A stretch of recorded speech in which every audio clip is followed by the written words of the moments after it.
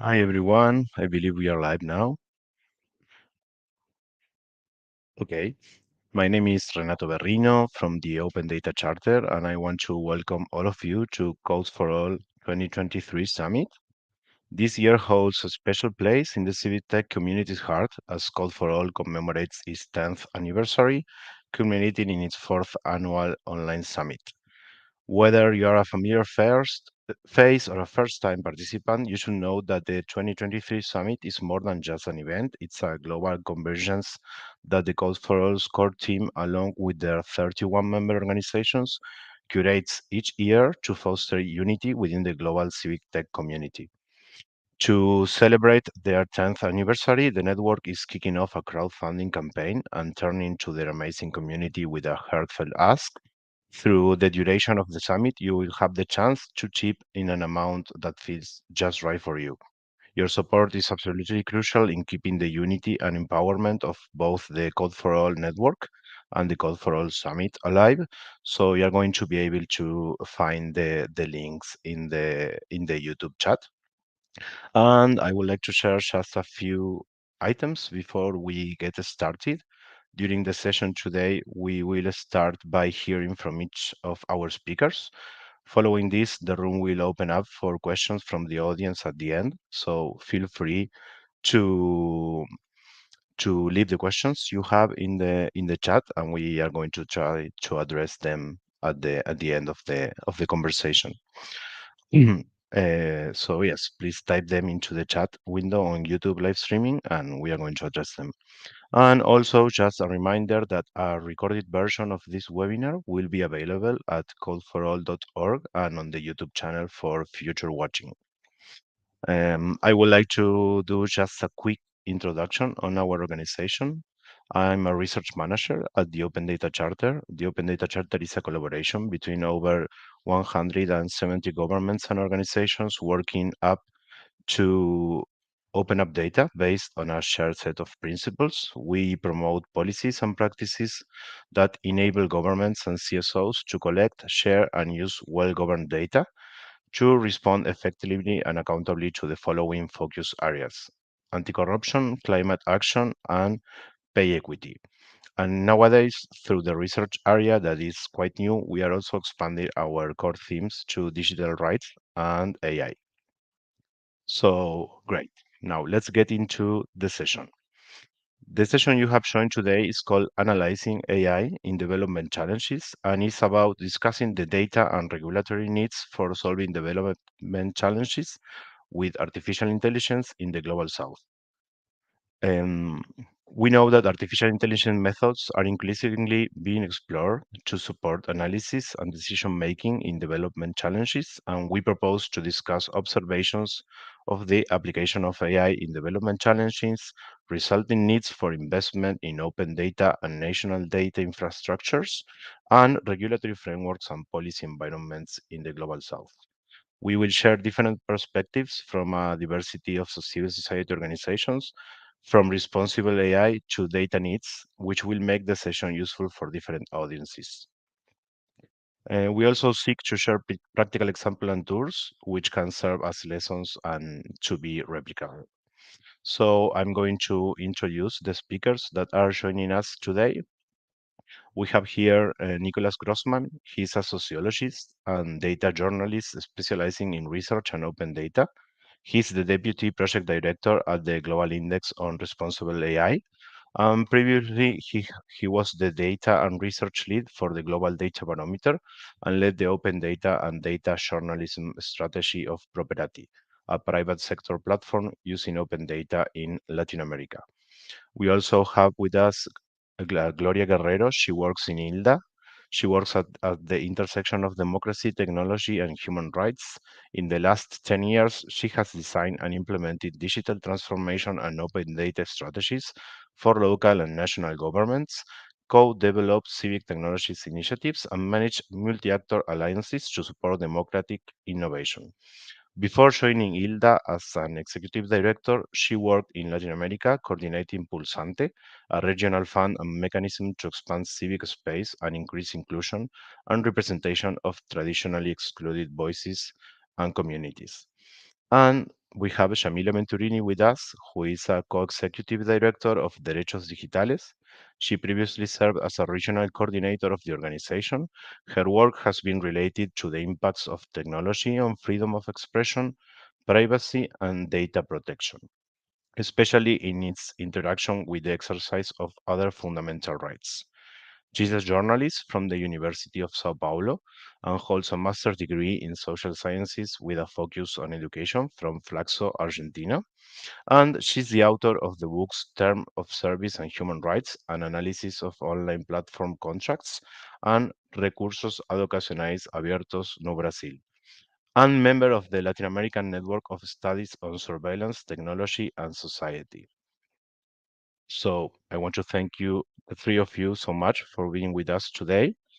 And before moving to the questions and to get to know the experiences that our speakers are going to share with us, I would like to make just a super quick introduction of a few insights we have in our research project in Open Data Charter. That is a project that originated the idea of this discussion. We have our preliminary findings right now and hope to be able to publish and share the paper soon. But we were focusing on mainly trying to understand projects working in development challenges in the global south, and we were mainly focusing in two topics: healthcare and agriculture. And we have like different methods to try to approach the local practitioners and the communities. We did this desk research, but also we try to interview general global organizations and experts, but also local practitioners, mainly from startups and from research institutions that were working in the global south. And we also try to make some surveys to reach a wider audience. And we were working mainly trying to understand the data needs, and uh, we are mainly focused on the data needs, but then other needs came associated with that that we call like ecosystem challenges or needs, and also regulatory needs. We were working mainly in agriculture, in projects working on diagnosis and pest control from images, and in land cover classification and smart farming. And in the domain of healthcare, we were working in diagnosis from images and health and disease surveillance systems. Just we have like specific challenges for each one of these projects, but I would like to share just like a kickoff idea, some general challenges that we found associated with with these projects. We divided it in like three big points or groups. First of all, there's a need for a greater focus at the local level. There are repositories with local data sets that lack specificity and may need some supplementation. And there's also a big need on experts for labeling the data. And also, we have found that not all training data is universally applicable. So we need to focus on local languages and trying to address biases. We have found also ecosystem and infrastructure challenges that we can get back to it at the end of the session, but mainly orientated that some of the projects uh, have dependencies on external data systems. There's a limited broadband access. Cloud computing remains costly for a lot of these projects. And also, we found out we were mainly focusing on data needs, but we found that uh, in each interview that we had, the necessity for a regulatory framework to ensure the responsible use of data came up. So we were concluding this paper with a brief discussion of the potential of open data for AI and its regulatory frameworks. So now I would like to jump into our speakers. We're going to start with questions on a global project and then dive into regional projects and frameworks. So I would like to start with my first question that is going to be for Nicolas Grossman. In order to protect human rights and promote democratic values, we must advance the implementations of principles for AI ethics in practice. So, Nicolas, can you tell us a little bit about the work you're doing with the Global Index on Responsible AI? Thanks a lot, Renato, for the introduction. And hello, everyone. Thanks for joining this session. Well, yes, as you mentioned, this when talking about developing challenge and AI, it's very important to keep in mind that responsible AI is a key aspect on that, and that's why I would like to share briefly what we are doing in the Global Index on Responsible AI.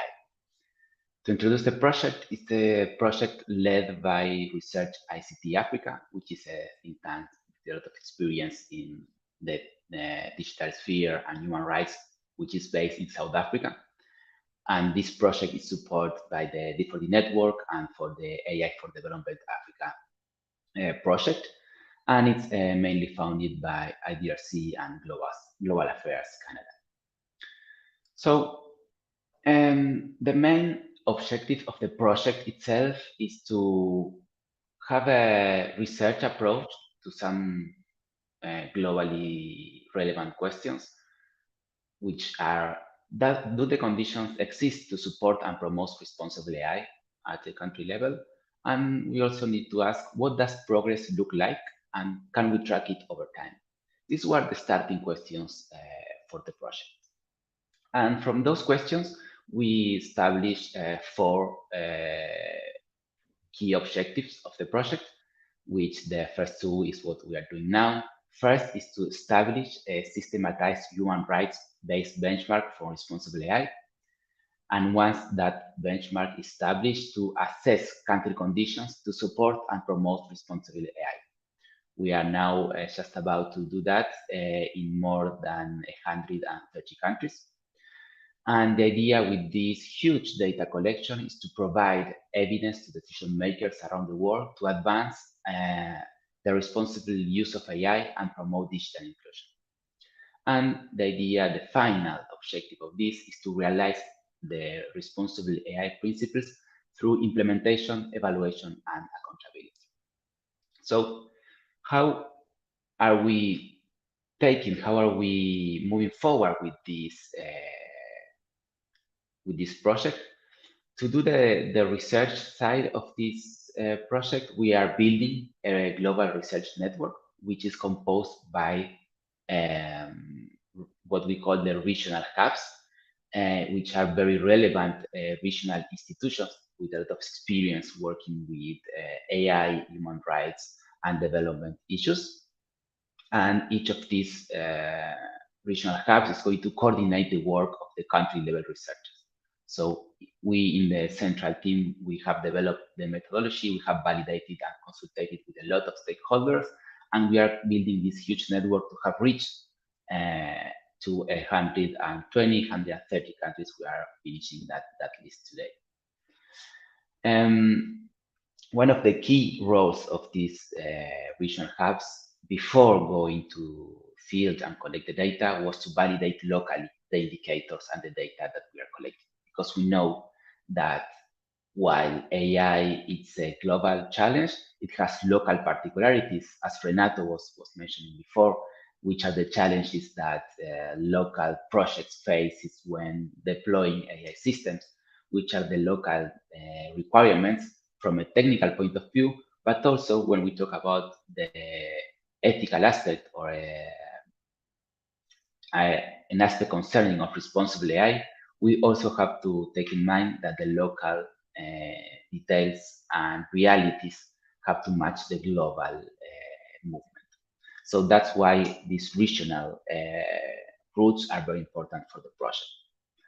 Then it's also important to know that we are using mainly open source tools. So, and all the information that we are collecting around the world is going to be published as open data.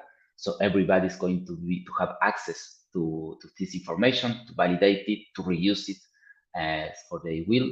So these are some of the principles with which we are committed with the Global Index on Responsible AI.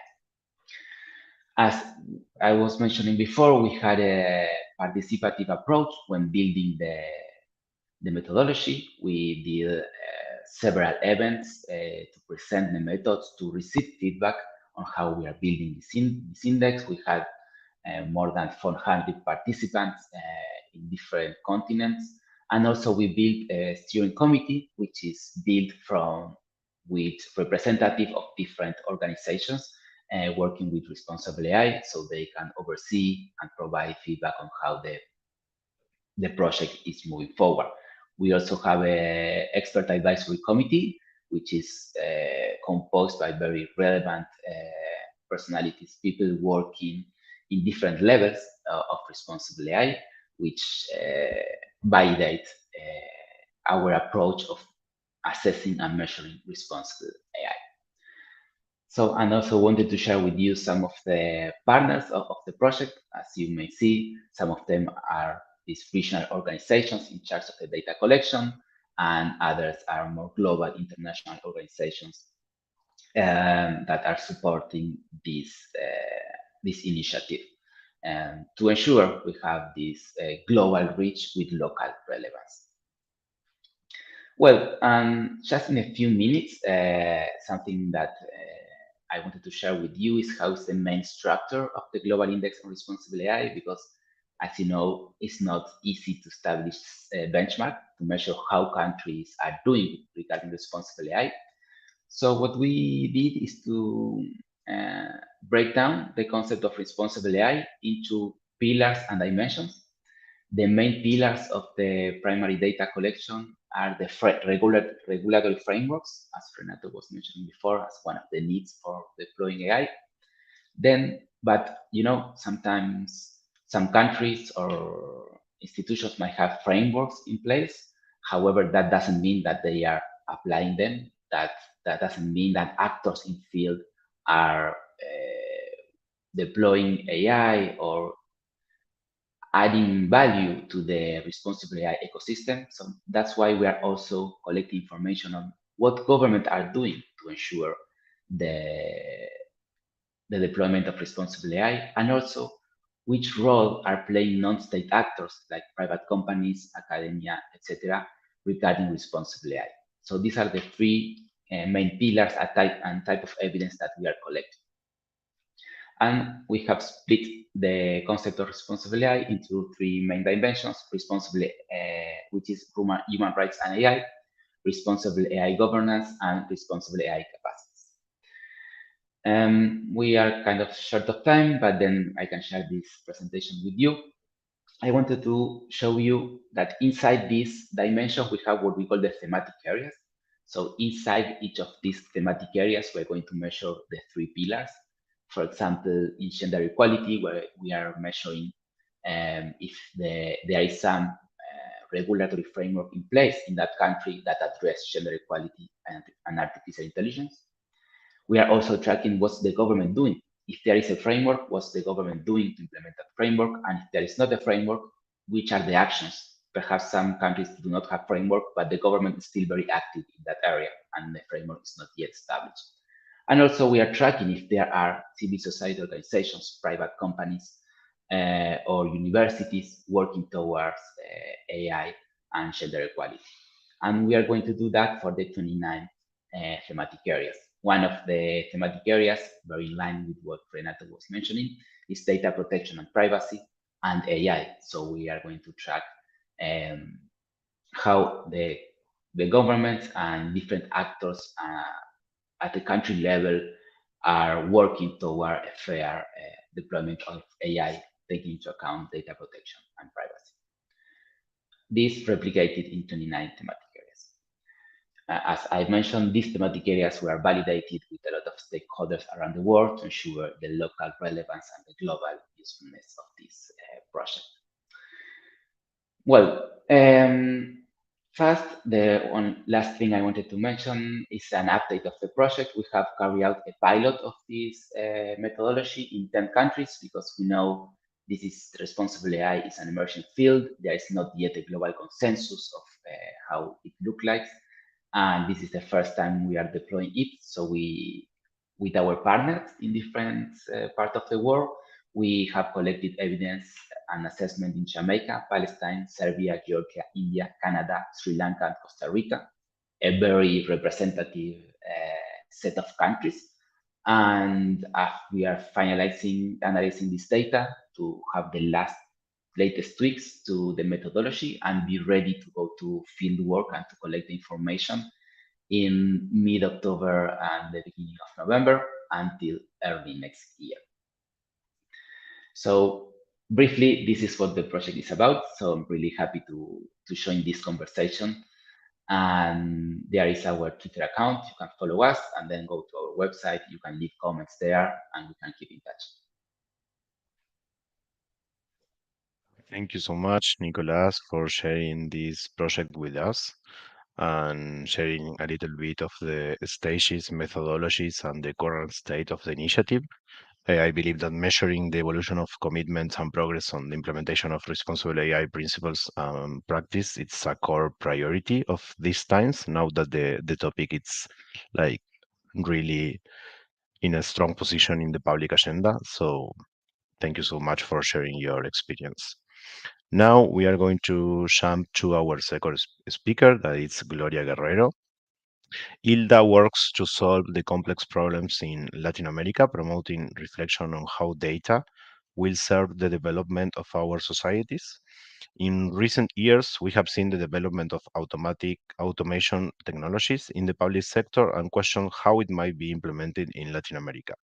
So ILDA promotes discussion between open data communities, decision makers, academia, and activists to question how these technologies enable sustainable and inclusive development.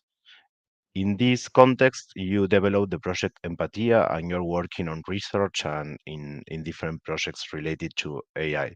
Can you tell us, Gloria, a little bit more about these projects, examples, and the things you're working on, and mainly the link you find with data on these kind of initiatives? Thank Yeah, you so thanks. much. Thanks, Renato, and thanks also to Code for All for this space. We are also very happy to be joining and participating, especially this year that it's the 10th anniversary. So for us, Empatia was built on 2020 on the idea that what was the connection between data and AI and the AI discussions. And our premise was like all your algorithms are as good as the data you have because that data is feeding the algorithms that are going to make decisions, especially when you're planning to use those algorithms and those technologies for in the public sector. So basically, Empatia was built in 2020. That it seems like it was a long ago because of everything what happened in between. And the idea was that there was a big challenge in terms of understanding how to harness AI in Latin America without having in place the proper policies and design practices. So we identify this challenge require strengthening open data initiatives. That was something that ILDA was working since many years ago, and also that to ensure that the availability and the accessibility of that data was right, and that could increase governments in Latin American governments awareness of the potential uses of AI for to solving public problems. So we ran 9 pilots in 6 countries in Latin America, and they were related to access to health, to monitoring air and water quality, to foster anti-corruption initiatives, to tackle misinformation, or to guarantee access to justice to certain communities. So after running these 9 pilots, we co-produced a model for developing AI for public good. And basically, it's very similar to what you do when you're developing civic technology. It's like to identify the problem, identify your relevant stakeholders, and one of the main pillars of this model is to look at the data. It's who is publishing that data, what data is available, why, when it was published, but also something that was very important for us is a part of like, will you do harm by using this data? And that was one of the main pillars when developing the pilots. It's like, okay, if we are going to use this technology or implement this pilot, what could be the possible harms, or what is missing for it to be more successful in the future, or to scale up the process. So that was something very important and something that we were very thorough to pay attention to. Also, it was in this model, you like find the right technical experts, you develop and test the tools, and you do prototypes and develop specific methodologies. And the idea also, it's when you're implementing the solution, it's not like it's finalized. You keep asking experts, you keep asking communities, so you can gather all the information that might be missing for the future, but also that can improve the model for future iterations. So that was something very important, and this was one of the pillars of empatia. Parallelly to these 9 pilots, we were mapping and we were doing a lot of interviews with government people in different countries to understand if there were strategies in place and what was missing, also in terms of capacity building for public servants.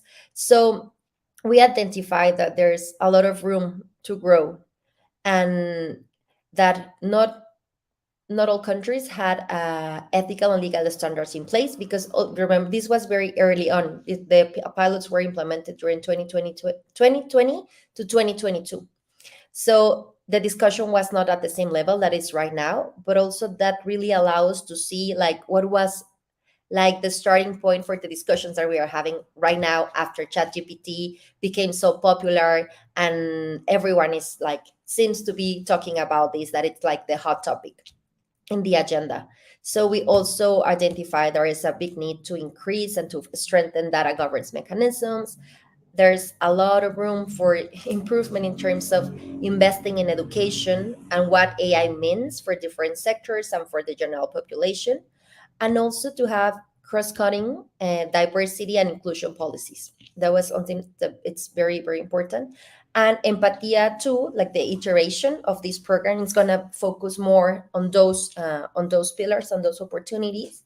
And also the conclusion is that the context and cultural aspects of data are key for creating ethical and responsible AI solutions. It's like you cannot develop technology that works in a vacuum, that it's separated from the context, and that's something very, very important for Latin America, especially when we are thinking about climate change, for example, and that the possibility of tackling climate change and the consequences of it in our context, but also thinking about that these technologies also mean that we are going to have impact on the environment. It's not that they are just living in the digital world, they also have an impact in the physical world. So that is something important, and that's something that we are also gonna go deep in the next edition, in terms of how the communities can really use these technologies, working with the government, but also like really making this process more collaborative,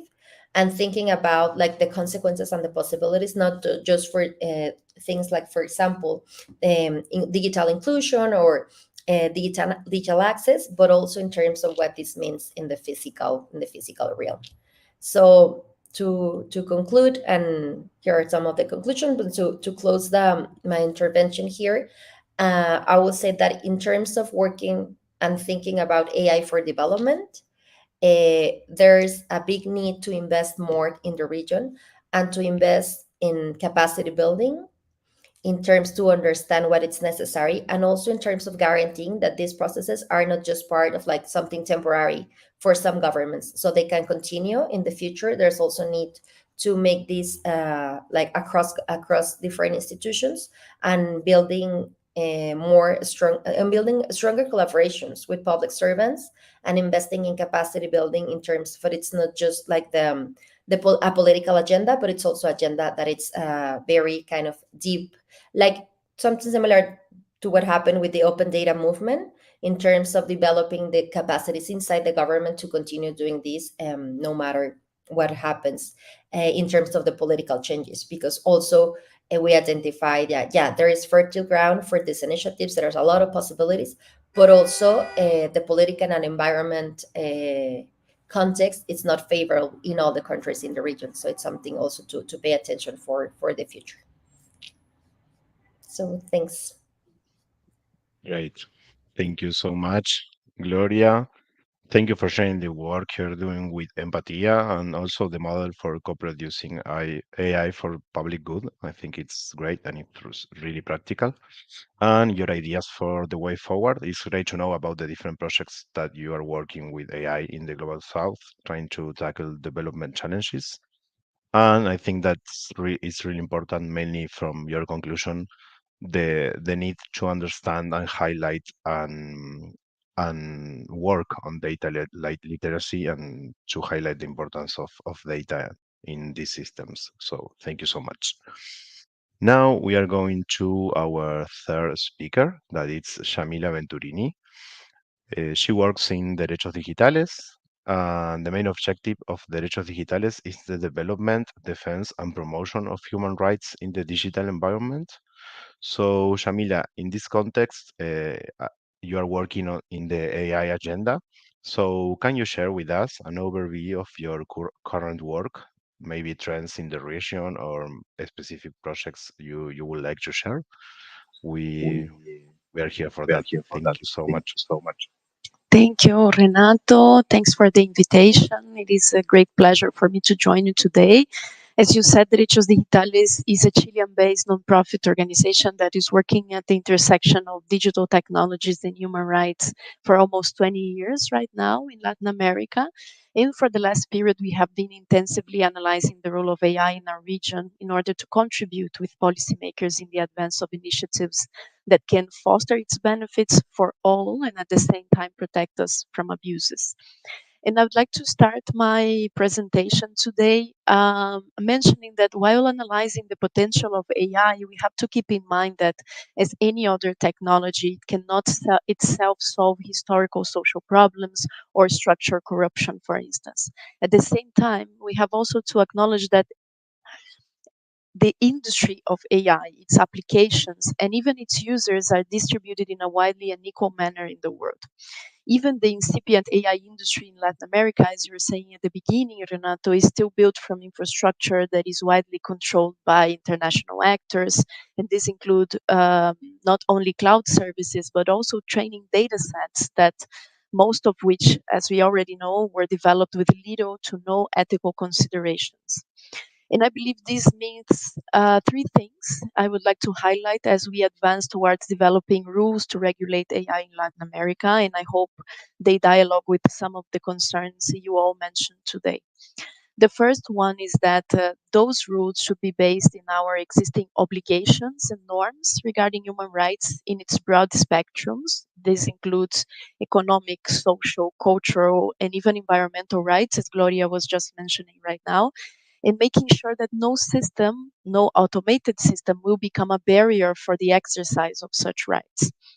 The second thing is that local norms will not resolve the issues presented at the global level, and our countries should also prioritize participating in global debates on AI and advocating for mechanisms of control that assure that human rights and ethical principles are respected in all the AI life cycle, regardless of where they are produced.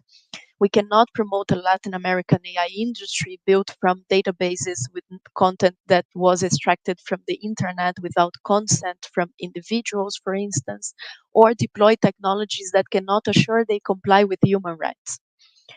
And the third and final thing I'd like to say as this quick introduction is that initiatives to promote AI in Latin America should be followed by mechanisms to develop a regional tech industry. Otherwise, it risks benefiting the actors that already dominate the market and perpetuating these chains of dependencies and an industry that returns little benefits to our region, including in economic terms.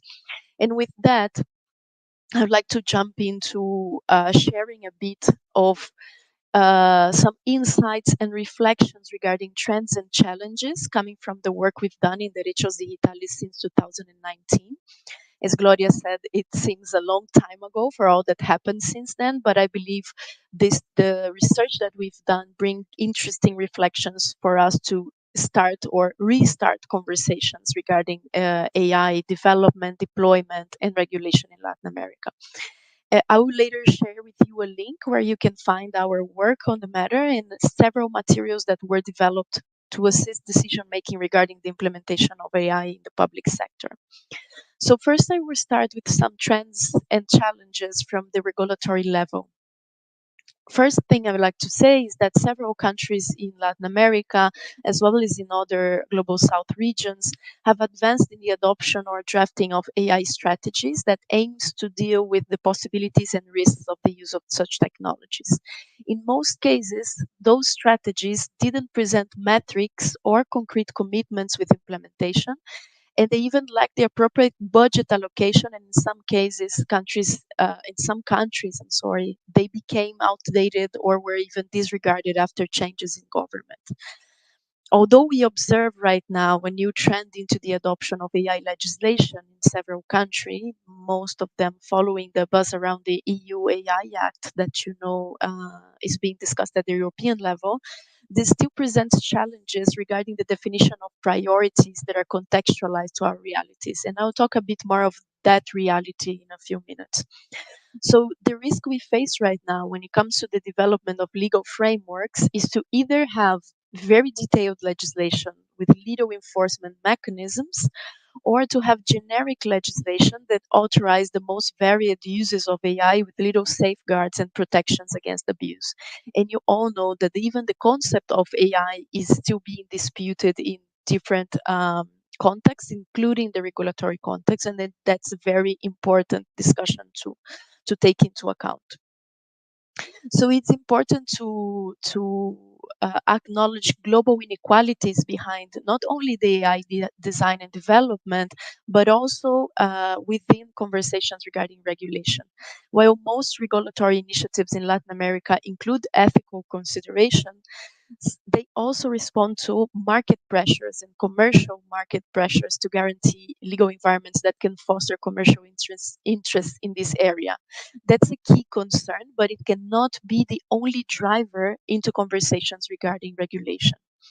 And I would like to share some insights from other research that was developed in 2019 that shows that the industry influence and the global industry influence in AI debates is evident by the fact that the main documents on AI and ethics were led by the private sector, and at the same time, there is an underrepresentation of Latin America in most global South countries and perspectives in those debates around AI and ethics at the global level. And these are the debates that are driving a large part of the policy conversations on the matter, including in the region. And they represent a cycle that results, as I said, in policymaking that don't take into account local realities and that prioritize global commercial interests rather than local demands from the different actors, including the local industry. And I'll come now to the second level I'd like to share with you, which has to do with deployment, and that's derived from the several case studies we developed in Derechos Digitales regarding the use of AI in the public sector. And it was an attempt precisely to understand what is going on in Latin America in order to influence policymaking from such evidence and not only from evidence extracted from other contexts which are not ours. So, as I said, although governments are advancing into AI strategies and AI regulation back in 2019, even in the absence of such regulations, institutions, and even proper procedures to guarantee rights to access to information, data protection, and privacy, countries in our regions were not hesitating to adopt AI even at the public administration, and even systems which had been questioned in other regions or countries for their intrusive characters and potential for abuse. They do so usually under rhetoric of state efficiency or for promoting social good, but several of the initiatives we have seen emerge target particularly vulnerable groups um, and social programs, and their goal is mostly to prevent fraud or bring more efficiency to those programs. However, while they do so, they expose such populations to interventions that are usually unknown to them, that they are not able to consent with, and often without, as I said, a normative and institutional framework that assures safeguards and protections against abuse. And let's remember that several Latin American countries still don't have a proper data protection framework in place or laws or they have laws that are often outdated and are subject to discussions on reform right now. Where those norms are updated and are in place, we still have challenges in terms of compliance. And the same can be said about access to information, although we have a history in the region on the pioneering policies for access to information, several challenges remain with their implementation. In some cases, people are not even aware that decisions are being made about them with the assistance of an automated system or fully by an automated system. Not to mention the difficulties they have to appeal decisions that were made based on such systems and the processing of their data. The case of Brazil is interesting to see. I refer you to the research we did. We supported at the Derechos Digitales and was developed by the Brazilian organization Internet Lab about the Brazilian emergency assistance programs during the COVID-19, which shows a key example of how these two elements play out. People were being subject to automated decision making they were not aware about, and they faced several challenges to appeal to decisions on rejecting their attempt to participate in those programs. And the other example I'd like to share with you has to do with facial recognition technologies, which have widely advanced in the past years and extrapolated implementations for public security. Despite the questioning they are facing at national and international level regarding their compliance with human rights criteria, they are now being implemented in our region in different areas to control access to fundamental rights. In Brazil, again, for instance, they are advancing even in public primary schools to control students' attendance, risking subjecting children and adolescents to different forms of discrimination and extracting sensitive biometric information about them without any possibility of meaningful consent. As you can see, guarantees offered to data subjects are minimum, including regarding safeguards against future use of their information, which could result in other forms of discrimination. Our research on the governmental use of AI has also showed some other trends that I will mention very quickly before I end my presentation. Severe limitations on access to information and transparency when it comes to the implementation of those technologies, um, and severe limitations on public participations at decision-making processes. When those processes exist, they are often limited to a small group of experts and even marked by structural limitations for in the inclusion of the affected population by those implementations. The second thing is that they are marked by public-private partnerships and direct collaborations among state, business, or academic entities without due considerations on legality, necessity, and proportionality.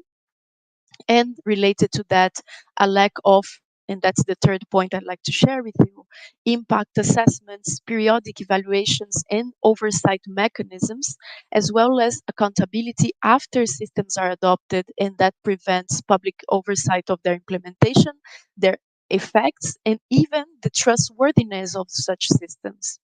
So to finalize, I would like to share with you reference where you can find our research and also mention that the implementation of AI in Latin America could represent an opportunity for local development that is grounded in human rights, and regulation should have a role on fostering such type of development. However, there seems to be a disconnection between policy priorities that are often blind to the key challenges that are presented by AI in the region, and some of which I was mentioning just now. At the same time, while governments rush or are pushed into a need to legislate on AI, several underlying legislation are either absent or failing, with invasive technology being deployed far from the public oversight. So it's key to advance rules to govern the way AI will be developed and deployed in our region from the standpoints that I mentioned in the beginning. We have interesting reference coming from the UNESCO recommendations on ethics and AI. However, those rules must depart from a contextual analysis of our countries and its main needs and participation of affected population, including developers, as you were mentioning at the beginning, Renato, will be central to define policy priorities and visibilize realities and perspectives that might still be escaping our policymakers' eyes. I will be glad to expand on this with some concrete examples, but I'll leave that to our Q&A in just some minutes. And thank you again for the invitation and opportunity. Thank you so much, Shamilia. This has been really, really interesting uh, for sharing the insights on your work on regulations and frameworks on AI with a regional focus, also the trends and challenges, and also related to the deployment of the initiatives in the public sector and concrete examples. I was just taking notes on a lot of challenges from the budget allocations, the changes in governments, that the concept of AI is not always clear in this kind of documents and regulation, the need to acknowledge global inequalities, the ethical considerations that maybe are present, but this kind of documents usually responds to market pressure. It was really interesting. And also, I find it really interesting the challenges on the balance that you were mentioning on the data protection laws and access to information laws and what's happening, for example, with the compliance of facial recognition technologies. So thank you so much for sharing all this knowledge with us. Now we have a few minutes if we have questions from the audience. I don't know if we have any question on the chat. I'm going to look, and if not, I have a few questions. We are ready to move to the Q&A, so we can be all in the stage. And I have a few questions for our speakers. Um, Maybe starting with you, Nicolas. You mentioned a little bit of this, but maybe you can summarize it in in 1 or 2 points. What are the challenges that you're facing right now with the project and the next steps that you are projecting? Okay, well, talking about the projects, perhaps there are a lot to discuss today, but I would like to focus on some which are related to what has been discussed previously. And yes, I think one of the main challenges is to establish this global benchmark and global methodology to assess country level conditions. Both Gloria and Shamilia were talking about the local particularities of Latin America. But also it was mentioned that I think yes, it was Shamila that local norms will not solve the global challenge. However, local norms are a condition also to address this global challenge. So I think one of the main things to resolve is how to operationalize at the local level these global problems and this measurement of how countries are doing toward this, taking into account that this is a global debate that needs to take place. So the idea of the project is to build from this global challenge and issues, taking into account the local particularities that were validated with a lot of local stakeholders, and then we aim that the evidence collected at the country level will inform global debates. And which is, I think, most important is that this project is based in a global south institution, and we prioritize this approach to take the global south point of view to these global forums and policy making recommendations. And that's why this validation of methodology on different regions of the world was so important. Yeah, thank you for sharing that with us, Nicolas. And I have a question for you, Gloria. You mentioned it a little bit on your last slide, but I would like to take it from there. From your experience and the projects you are working on in Empatia and in the whole experience that ILDA has with open data, um, what do you think? How can open data contribute to more representative and effective AI systems? Thanks, Renato, and also thanks Jamila for the presentation, and thanks to Nicolas for sharing the work that you are doing on the index. And I think we are, and after also hearing my colleagues here, at a crucial moment where we cannot disconnect the discussion around open data, open government, digital rights from the possibilities and the development of AI. are those are three agendas that need to be connected, and we need to be always aware that in terms of AI data, it's crucial. And now we have to recognize that there's a lack of data in terms of specific communities. We don't know exactly what type of violence of the LGBT community is facing, in terms of inequality between women, the gender gap. There are many, many topics in which we lack data or official data, or the data it's not updated. We also saw a trend in the region to be less open than years before, and that is something that has to change. It's something that has to worry us, because AI, it's based on that data, and if we don't know what's feeding those algorithms, it's going to be really hard to monitor and really hard to make the government, and not just government but also the private sector that is the one developing these technologies, accountable. So for us, the discussion, it's vital, and open data needs to be on the table. We need to talk about it, and also we need to develop better data sets in terms of representation, inclusion, and also to reflect the realities and the context that our region faces. So for us, strengthening the agenda of access to information, data protection, open data, and open government at this moment, it's crucial. It's something that we are going to continue working on in collaboration with many other actors in the region and globally too. That's great. Thank you so much, Gloria, for sharing it. And Shamila, I was hearing to you and a lot of the challenges you were mentioning in the region mainly. So you mentioned a little bit about these trends, but I would like to ask you about the next steps in your projects or your research. Like, what are the next steps that you are taking in Derechos Digitales in this agenda? Thanks, Renato.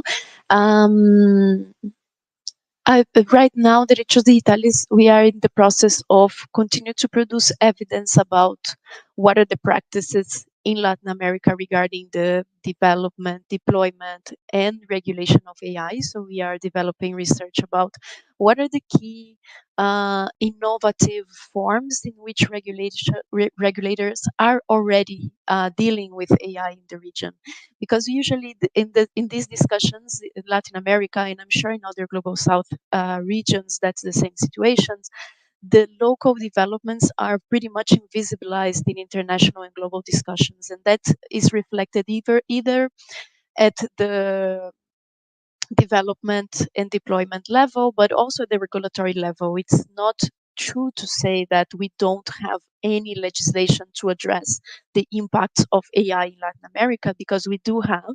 We still have challenges on implementing those. So maybe one of the efforts we want to do is to bring those into conversation, into consideration, not only to be able to inspire other regions in how they could approach this these aspects, but also to understand what is the type of legislation and what are the priorities that we need to have in consideration in Latin America. And that's why I was also emphasizing a lot the need to have evidence-based policy making, the need to have oversight mechanisms and open government mechanisms, as Gloria was mentioning just now, the need to have open databases about what are the initiatives that are being implemented in terms of AI in the region, because right now that's not even visible to the civil society or to the general population, and that's one of the that's most of the things that we will continue to do as we continue to participate in global and local debates around this. And I would just mention and use the opportunity to say that we are also developing new case studies on how AI is being developed and deployed in the public sector in Latin America. And it would be great to connect with this community, particularly developers, particularly startups that are trying to develop these initiatives in the region, to also get more of their perspectives on the challenges that we have and that you were mentioning at the beginning, Renato, and that's very key to us to also connect to these communities and try to build the basis of recommendations for a truly sustainable and human rights respectful AI industry in the region. So I will invite you to connect with us in case you wish, and we will be very happy to expand those discussions, as we already have discussions with ILDA and with the Global Index, and to try to continue connecting these communities and these points, as Gloria was saying. And thank you again for this opportunity, which is very important for us. That's great. Thank you, Shamila. Yes, I think that one of the main things that we can take out of these events is connecting and trying to think the way forward together. So we are super happy to keep the conversation going on. We just have a few minutes left, so I would like to mention a few highlights on what we were talking about and the experience of that each organization share with us and the projects. I took a few. There are a lot of challenges and a lot of ideas that I could talk about, but I try to summarize it in a few points. I think that we agree that there's an opportunity in AI for development in the global south, but it has to be grounded in human rights. There's a need for regulatory frameworks for a responsible use of data. The data collection and data management needs to go hand in hand with systems of governance that ensure transparency and preserve privacy, but also other human rights. For example, we mentioned environmental rights. And when we have regulatory frameworks, there are a lot of challenges in implementation that we have to work on too. Also, we talk, especially when we're talking about data needs, we talk about the necessity of focus on specific needs on the ground level, because not always all the data sets and the repositories work for every region. And there's a it's true that a lot of the repositories are developed in the global north, so there's a need to work with local data, mainly when we are working with languages or images. So we can say that governments, researchers, and civil society are tackling development problems in the global south, continue to face challenges on data, and particularly on quality, access, and availability. And I think that if we want to democratize AI, we need to democratize data too. And this is very important also to address biases. AI systems trained on unrepresentative or incomplete data uh, risks of making biased predictions or being unreliable. And also we mentioned, I think that we have to take this into consideration, especially talking in the global south. We mentioned that there are a lot of ecosystem challenges, like cloud computer remains costly, the broadband access, the dependencies on external data systems. And also, I think that Gloria took this into the conversation, the need for capacity building, both in data and skills in computing, to be able to work on this type of projects and to address the challenges. So thank you so much, Gloria, Nicolas, and Shamila, and thank you everyone for being here today for this summit session. And a few things I have to tell you about before we all sing off. You will be able to find a recording of this panel on the YouTube channel. And also, I think that in the chat, you can find the Slack space and the mailing list of Code for All, and also the link to donate for the campaign I was mentioning at the beginning. So thank you so much to the speakers and everyone for being here, and hope to see you soon and keep on with the conversation. Bye bye. Thank you. Bye.